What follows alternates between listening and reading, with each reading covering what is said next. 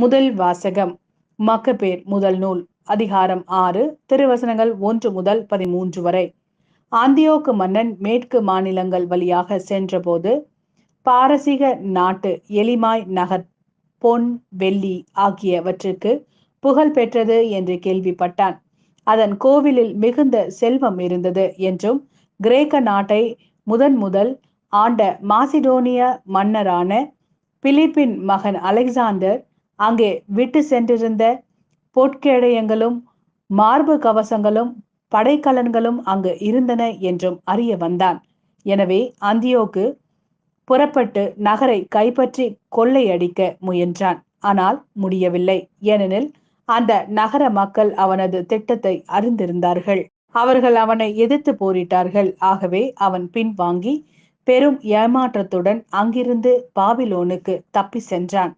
யூதேயா நாட்டை எதிர்த்து சென்றிருந்த அவனுடைய படைகள் முறியடிக்கப்பட்ட செய்தியை அவன் பாரசீகத்தில் இருந்தபோது தூதர் ஒருவர் அவனுக்கு அறிவித்தார்.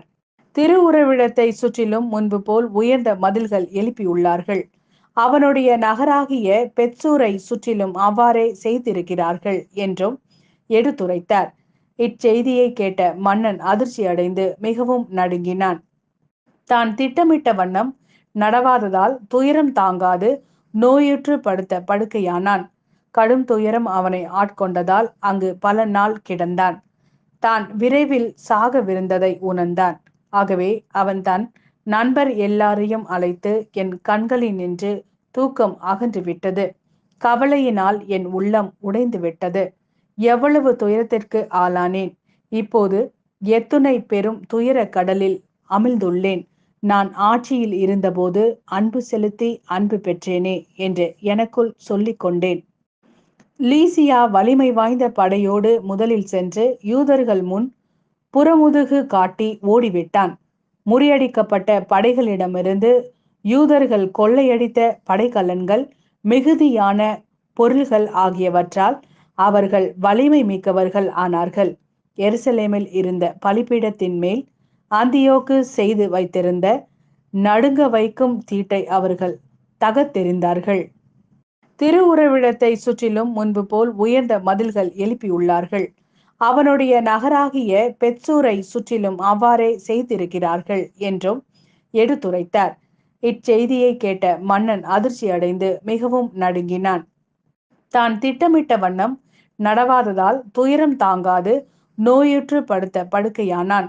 கடும் துயரம் அவனை ஆட்கொண்டதால் அங்கு பல நாள் கிடந்தான். தான் விரைவில் சாகவிருந்ததை உணர்ந்தான்.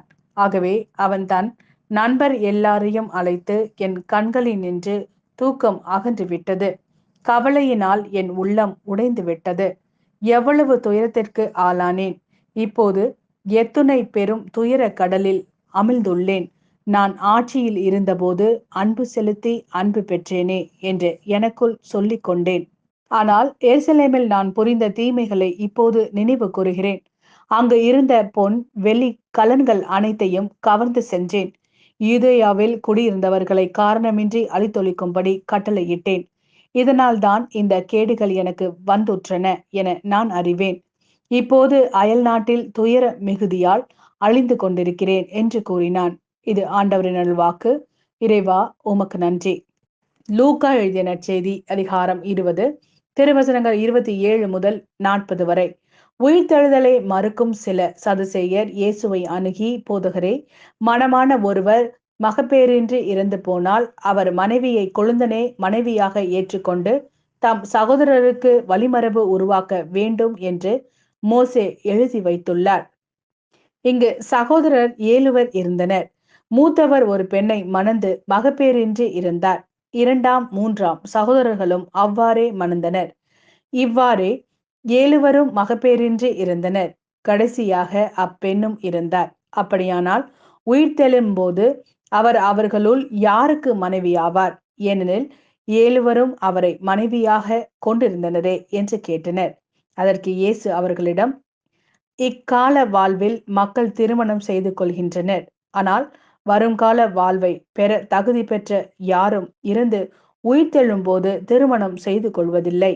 இனி அவர்கள் சாக முடியாது. அவர்கள் வானதுதரை போல் இருப்பார்கள். உயிர்த்தெழுந்த மக்களாய் இருப்பதால் அவர்கள் கடவுளின் மக்களே. இறந்தோர் உயிருடன் எழுப்பப்படுவதை பற்றி மோசே முட்புதர் பற்றிய பகுதியில் எடுத்து கூறியிருக்கிறாரே. அங்கு அவர் ஆண்டவரை ஆபிரகாமின் கடவுள், ஈசாக்கின் கடவுள், யாக்கோப்பின் கடவுள் என்று கூறியிருக்கிறார். அவர் இறந்தோரின் கடவுள் அல்ல, மாறாக வாழ்வோரின் கடவுள். ஏனெனில் அவரை பொத்தமட்டில் அனைவரும் உயிருள்ளவர்களே என்றார். மறைநூல் அறிஞர்களுள் சிலர் அவரை பார்த்து, போதகரே, நன்றாக சொன்னீர் என்றனர். அதன் பின் அவர்கள் அவரிடம் எதையும் கேட்க துணியவில்லை.